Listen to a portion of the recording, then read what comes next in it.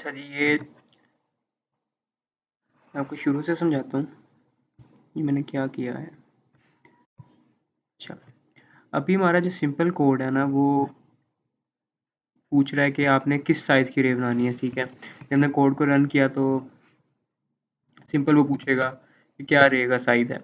अब ये जो है ना, हमारी जो कंसोल खुली हुई है, इसका मतलब है हम इसको रन टाइम कहते हैं कि हमारा कोड इस वक्त रन हो रहा है, ठीक है।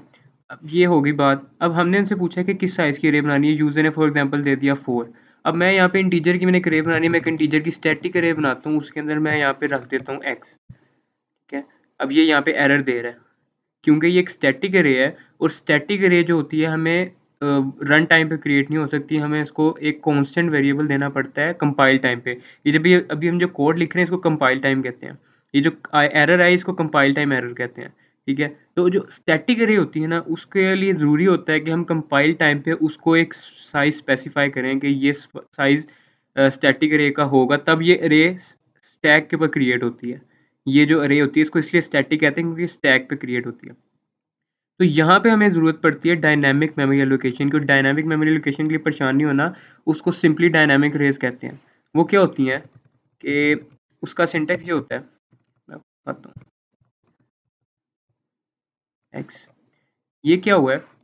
अब ये जो अरे है ना, ये बनी है हीप के ऊपर। जहाँ पे भी न्यू का वेरिएबल यूज़ होगा, इसका मतलब है कि हम जो भी चीज़ बना रहे हैं वो हीप के ऊपर बना रहे हैं। हमारी जो रैम होती है ना कंप्यूटर की, उसके दो हिस्से होते हैं, एक स्टैक होता है और एक हीप होती है।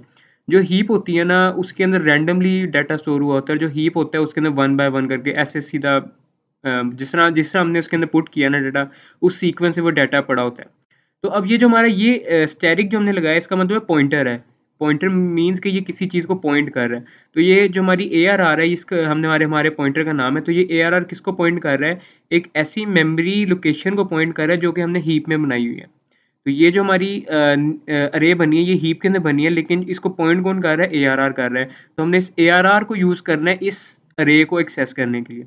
तो और हम रन टाइम पे इसको बना सकते हैं क्योंकि इसने हीप में बनना होता है, तो इसने रैंडमली बनना होता है, और हमें हम इसको रन टाइम पे बना सकते हैं। तो अभी मैंने क्या किया कि मैंने यूज़र से पूछा कि आपने किस साइज़ की अरे बनानी है, तो उसने एक्स फॉर एग्जांपल 5 का। तो रन टाइम वो जब इस लाइन पे आएगा, लाइन नंबर 10 पे, तो क्या करेगा कि वो कहेगा जी इस पॉइंटर पे, इस ये पॉइंटर जहाँ पे पॉइंट कर रहा है ना, वहाँ पे एक अरे बना दो 5 साइज़ की। तो ये ऐसे काम होगा। अब क्या करेंगे, हम सिंपली 4 का एक लूप चलाएँगे x टाइम्स, और हम इस जो हमारी अरे है, इसके अंदर हम डाटा गेट करेंगे,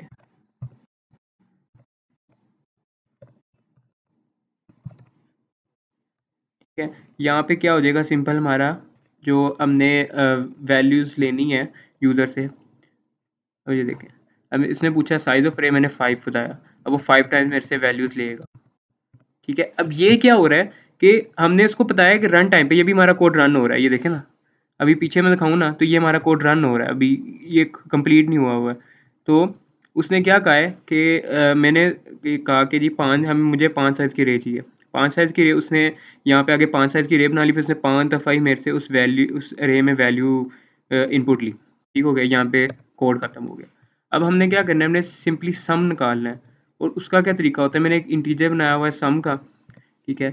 एक हम लूप चलाएंगे for integer i is equal to 0, i is less than x और i प्लस प्लस।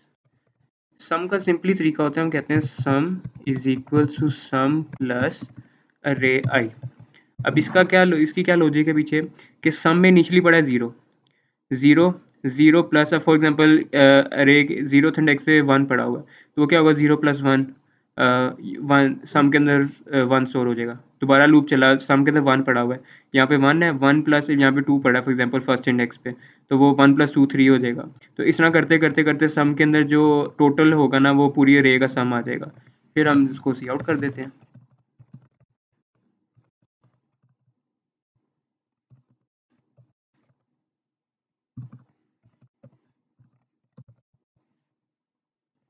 देखिए, हम कोड रन करते हैं। 3 साइज की अरे बनाई मैंने, 1 2 3, मुझे उसने मुझे सम दे दिया, ठीक है। तो डायनामिक मेमोरी एलोकेशन ये होती है कि हमने रन टाइम पे अगर अरेज को यूज़ करना है, चाहे वो इंटीजर की है, कैरेक्टर है, फ्लोट है, जिस मर्ज़ी टाइप की है। अभी आप आगे ऊप में जब आओगे तो आप ऑब्जेक्ट्स की अरेज़ बनाओगे, उसमें बहुत मज़ा आता है। वो पीएफ से बहुत एक डिफरेंट और अच्छा मज़े का काम है। तो ये होता है कि जहाँ पे भी न्यू का वेरिएबल यूज़ हो जाए, इसका मतलब है जो भी हम मेमोरी बना रहे हैं वो हीप के ऊपर बना रहे हैं, और हीप के ऊपर मेमोरी हम रन टाइम पे बना सकते हैं। जब हमारा कोड रन हो रहा होता है तब हम उस पे क्या कहते हैं, बना सकते हैं, मेमोरी एलोकेट कर सकते हैं हीप के अंदर। लेकिन हम स्टैक के अंदर ऐसे नहीं करते, क्योंकि स्टैक के अंदर सीक्वेंस के साथ डाटा पड़ा होता है। आपने जिस सीक्वेंस से वैल्यूज़ इनपुट की हैं, उसी सीक्वेंस के साथ आपको बाहर निकालनी पड़ेगी, और आपको कंपाइल टाइम पे उसका एक साइज़ स्पेसिफाई करना पड़ेगा कि हमें इस साइज़ की अरे बनानी है, अगर हम स्टैटिक अरे से काम कर रहे हैं।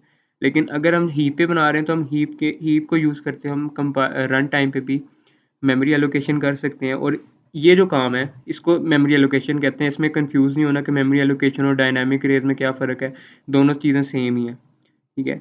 और जब हम हीप के साथ काम कर रहे होते हैं तो हमें दो चीज़ों का ख्याल रखना पड़ता है। एक तो होता है मेमोरी लीकेज, और एक होता है डैंगलिंग पॉइंटर। ये दोनों क्या चीज़ें होती हैं? मेमोरी लीकेज होती है कि आपने अरे बना लिया, ठीक है, और फॉर एग्जांपल ये एक पॉइंटर है, ये इस अरे को पॉइंट कर रहा है, ठीक है। उसके बाद आप क्या करते हो कि इस अरे में वैल्यूज़ पुट हो चुकी हैं, उसके बाद दोबारा से ये जो पॉइंटर है ये दोबारा से इनपुट ले रहा है इसी अरे के अंदर। तो ये क्या होगा कि जो इससे पहले डाटा होगा वो तो ओवरराइट हो जाएगा, और बहुत काफ़ी चांसेस हैं कि यहाँ पे गार्बेज वैल्यू भी स्टोर हो सकती है। तो उसको मेमोरी लीकेज कहते हैं, कि मेमोरी सही से स्टोर नहीं हुई और मेमोरी लीक हो रही है, ठीक है। और दूसरा होता है डैंगलिंग पॉइंटर। फॉर एग्जांपल यहाँ पे इंटीजर स्टैटिक ARR ये अरे बनी हुई है, हमने अब ये पॉइंटर क्या, ये ARR क्या कर रहा है, इस अरे को पॉइंट कर रहा है। हमने सारा इस अरे से काम ले लिया, उसके बाद हमने इसको डिलीट कर दिया, ठीक है। इस अरे को हमने डिलीट कर दिया, और उसके बाद हम दोबारा से जो हमने ये काम किया, फॉर एग्जांपल ये वाला काम, तो ये इसको कहते हैं डैंगलिंग पॉइंटर, कि एक ऐसा पॉइंटर जो किसी ऐसी मेमोरी लोकेशन को पॉइंट कर रहा है जहाँ पे कुछ पड़ा ही नहीं हुआ, तो इसको डैंगलिंग पॉइंटर कहते हैं। और डिलीट की बात थी तो हम डिलीट को ऐसे यूज़ करते हैं, डिलीट ARR। ये क्या करेगा कि जब हमारा कोड पूरा रन हो जाएगा तो ये जो पॉइंटर इसको पॉइंट कर रहा है ये मेमोरी ख़त्म हो जाएगी, ये जो हमारी अरे है इसको डिलीट कर देगा। डिलीट का सिंपल ये फंक्शन होता है।